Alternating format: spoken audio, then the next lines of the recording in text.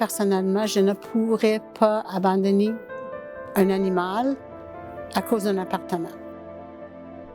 C'est en moyenne près d'un animal par jour qui est abandonné pour cause de déménagement à la SPCA de Montréal. Québec solidaire va déposer un projet de loi qui va permettre les animaux de compagnie dans tous les logements du Québec.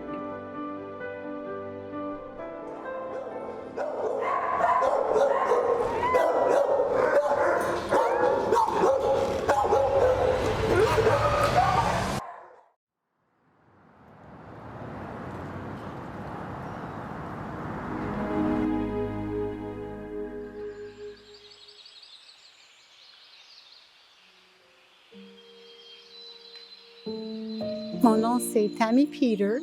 J'ai 56 ans. Je travaille dans le domaine des pitous, l'entretien des animaux. Et ça fait à peu près 20 ans que je travaille dans le domaine.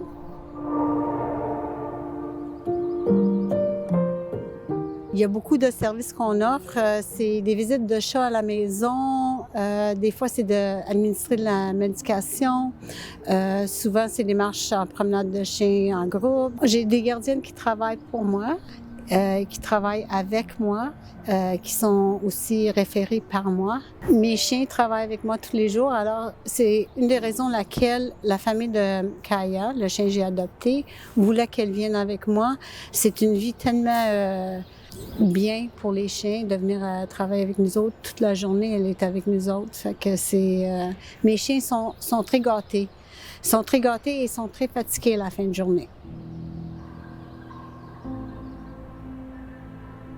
La plus grande difficulté pour moi, personnellement, c'est quand un client que j'ai pendant des années, le chien est décédé ou le chat est décédé, c'est quand leur vie est finie, ça nous fait effet.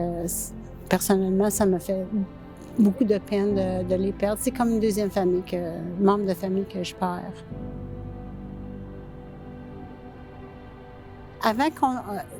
Avant le concept de promenade de chien a commencé, là, 25 ans, 30 ans, le monde qui n'avait pas assez de temps de prendre soin de leur chien, souvent, ils lâchaient prise avec leur lien avec leur chien.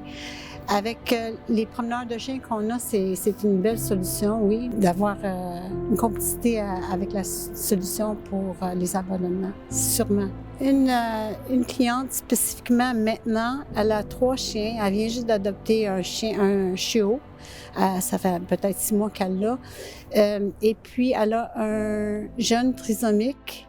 Leur vie est devenue vraiment compliquée récemment. Et puis, elle m'a demandé si je connaissais quelqu'un qui pouvait prendre son chien qu'elle vient juste d'avoir. Alors, on essaie de trouver peut-être une solution, une autre maison qui pourrait la prendre, mais sinon, on va voir ce qui va arriver. J'ai fait un petit peu affaire avec différents refuges. There's Rosie's Adoption, Rosie's Pet Adoption, Gertie's Rescue, la SPCA.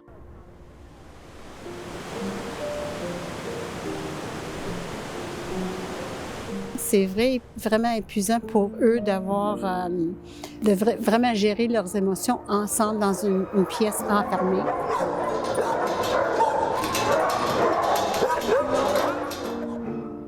Parce qu'on leur dit toujours que le refuge, c'est le dernier recours là, pour un animal, parce que c'est stressant. On fait de notre mieux pour pas que ce soit stressant, mais ça l'est toujours. C'est un chat qui entend les chiens japper à côté, c'est sûr qu'avec plein de gens qu'il connaît pas, dans un endroit qu'il connaît pas, c'est sûr qu'il va être stressé.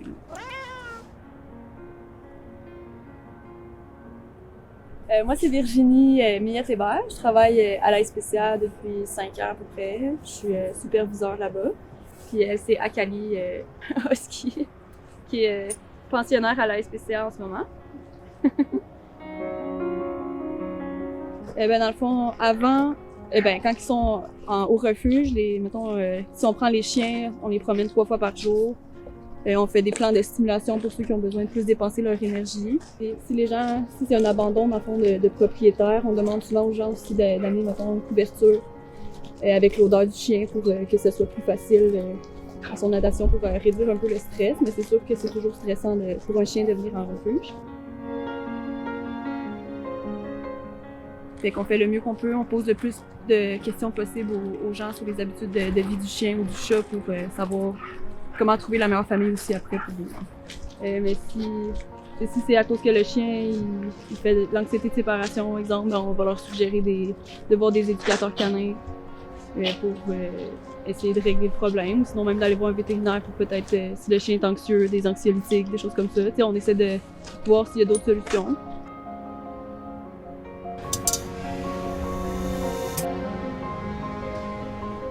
On travaille avec l'SPCA de la Naudière et Basse-Laurentide. Je reçois, mettons, minimum une fois par semaine de les refuges, puis ça dépend les disponibilités de qu'est-ce qu'ils ont en refuge pour nous envoyer. Moi, c'est Alexia. Je suis la gérante à Centre d'animaux nature, le succursale de Sainte-Dorothée. Alors, on travaille pas mal avec des animaux, toutes les sortes d'animaux, comme tu peux voir. Voici Ozzy. C'est très touché, c'est très difficile. On s'entend que si tu te fais dire que tu peux pas vivre quelque part, si tu as un animal puis tu t'es vraiment de là à t'en aller dans la rue, il faut avoir une compassion puis une compréhension pour le monde. T'sais. Tu peux pas juger le monde parce qu'il abandonne. C'est sûr que le monde qui dit, ça nous arrive des fois qu'on rentre le matin puis qu'il y a un lapin dans un cage à l'extérieur, avant l'ouverture même. Fait que le monde de même, qui vont pas faire les étapes nécessaires pour actuellement abandonner avec respect, c'est moins, c'est plutôt facile à juste passer un jugement, tandis que le monde qui fait les bonnes démarches, qui ont tout essayé puis qui sont vraiment à la bout de leur ligne puis ils ont pas d'autre choix, il faut s'entendre qu'il faut aussi vivre. Alors, on essaie d'avoir une compassion, même si ça nous fait de quoi à l'intérieur. Vu qu'on n'est pas un refuge, on peut pas nécessairement prendre tous les cas d'animaux parce qu'on s'entend qu'en animalerie, le monde s'entend avoir un animal qui est plutôt manipulable qu'autre chose. Alors, on fait notre possible de vraiment accueillir tous les animaux possibles puis de s'en occuper comme il faut. Pas de nombre de jours maximal. Le chat va rester, mettons, on va parler d'un chat, le chat va rester chez nous jusqu'à un moment qu'il se fait adopter.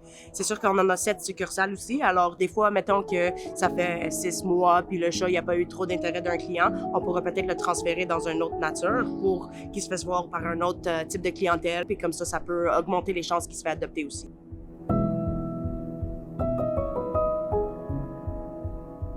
Je suis chanceuse parce que je travaille avec les chiens, fait que c'est la zoothérapie pour moi tous les jours. Les chiens sont très sensibles à nos émotions, alors mon chien personnellement, Little Hitch, One-Eyed Hitch, c'est un chien de zoothérapie qui aide les chiens et les humains. Je crois que si Québec avait une loi pour protéger les locataires quand ils ont un déménagement à faire avec un animal, ça serait parfait, une solution qui aiderait tellement de monde. Ça nous aidera avec le problème d'abandonnement qu'on a, c'est sûr, certain.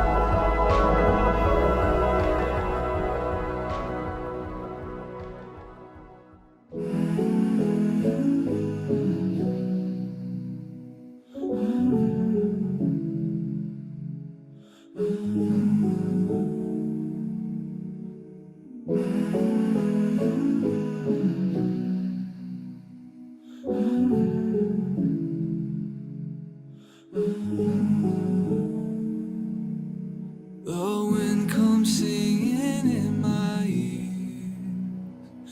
Oh, meet me here in 1,000 years. Like leopards here, our hearts have bled, and my mind is hid.